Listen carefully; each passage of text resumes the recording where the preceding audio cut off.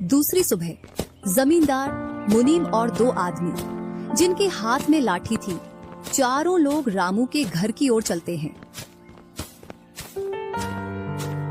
जैसे ही रामू के घर के पास पहुंचते हैं तो जमींदार और दोनों लोग थोड़ी दूर रुक जाते हैं। अरे रामू भैया, बाहर निकलो, मैं पास ही के गांव से आया हूँ। जरूर, जमींदार होगा। मैं आज गेट खोलूंगा ही नहीं। मैं तुम्हारी ससुराल से आया हूँ। तुम्हारे ससुर साहब ने तुम्हारे लिए कुछ रुपए और कुछ आभूषण भेजे हैं, क्योंकि बुढ़ापे की वजह से उनसे यहाँ तक आने की नहीं बन पा रही थी, इस वजह से उन्होंने मुझे भेजा है। इतना सुन रामू के मन में लालच आ जाता है और वे फटाक से गेट खोल देता है।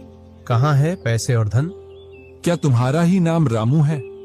हाँ, मेरा ही नाम रामू है। कहाँ है धन? यही पास में रखा है, चलो दोनों उठा लाते हैं। वह मुनीम के साथ चल देता। थोड़ी दूर चलने के बाद मुनीम जमींदार जी को बुला लेता है। जमींदार और दोनों लोग रामू के पास आ जाते हैं।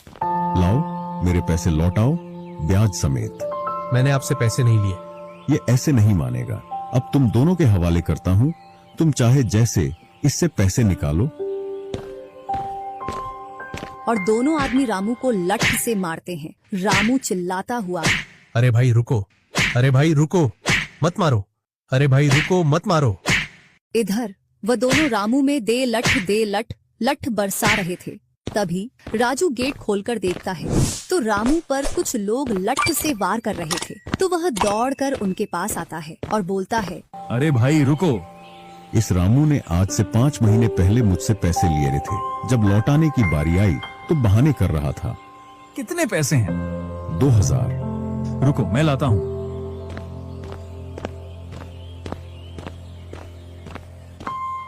राजू रुपए लाकर जमींदार को देता है और जमींदार और उसके साथी वहां से चले जाते हैं। इधर रामू भी अपने घर में चला जाता है और राजू भी। कुछ दिनों बाद दोनों भाई अपना अपना खेत खोदने के लिए खेतों पर पहुंच जाते हैं। इधर खेत खोदते खोदते राजू दौड़ते हुए रामू के पास आता है और बोलता है, देखो मुझे खेत में क्या मिला है। राजू के हाथ में हीरा देखकर रामू के मन में लालच आ जाता है और वह मन ही मन सोचता है, इसके खेत में तो और भी हीरा हो सकते हैं। क्यों ना मैं इसको मेरा वाला खेत दे दूं और इसका खेत में रख लूं, जिससे मेरे पास भी बहुत सारे हीरे हो जाएंगे।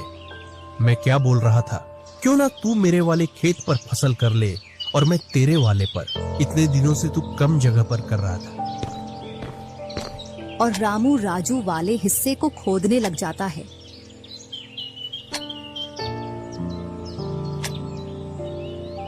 शाम तक पूरे खेत को खोद देता है, लेकिन उसे उसमें कुछ भी नहीं मिलता और थका हारा घर पहुंच जाता है। आज पूरा खेत खोद दिया, लेकिन फिर भी एक हीरा नहीं मिला, जबकि राजू ने खेत का एक कोना खोदा था, उसमें ही उसे एक हीरा मिल गया। अच्छा, आप अगर ऐसे ही मेहनत करते रहे तो एक दिन आपको भी बहुत सारे हीरे मिलेंगे। बातों ही बातों में रामू की नींद लग जाती है। तब वह बोलता है, आज जैसी नींद मुझे कभी नहीं आई। हाँ, अगर तुम ऐसे ही मेहनत करते रहे तो आपको रोज ऐसी नींद आएगी। और रामू उसे वर्ष राजू की तरह अपने खेतों में मेहनत करता है और दोनों की फसलें बराबर निकलती हैं, जिससे रामू के चेहरे पर अलग ही चमक दिखती है। एक दिन चारों लोग साथ में बैठकर खाना खा रहे थे। क्या सच में उस दिन खेत में से हीरा निकला था? हाँ भैया, निकला था ना। जो आज आपके घर में, उसकी वजह से कई सारे हीरे रखे हैं। इतने में ही रामू की पत्नी बोलती है, वह तो नकली था, आपसे काम करवाने के लिए। इसी प्रकार बातें करते करते चारों लोग अपने अपने घरों में जाकर सो जाते हैं। सुबह होते ही तुम दोनों को राजा साहब ने राजमहल बुलाया है। वह दोनों भाई सेनापति के साथ चल देते हैं। अब पता नहीं कौन सी आपदा आ गई।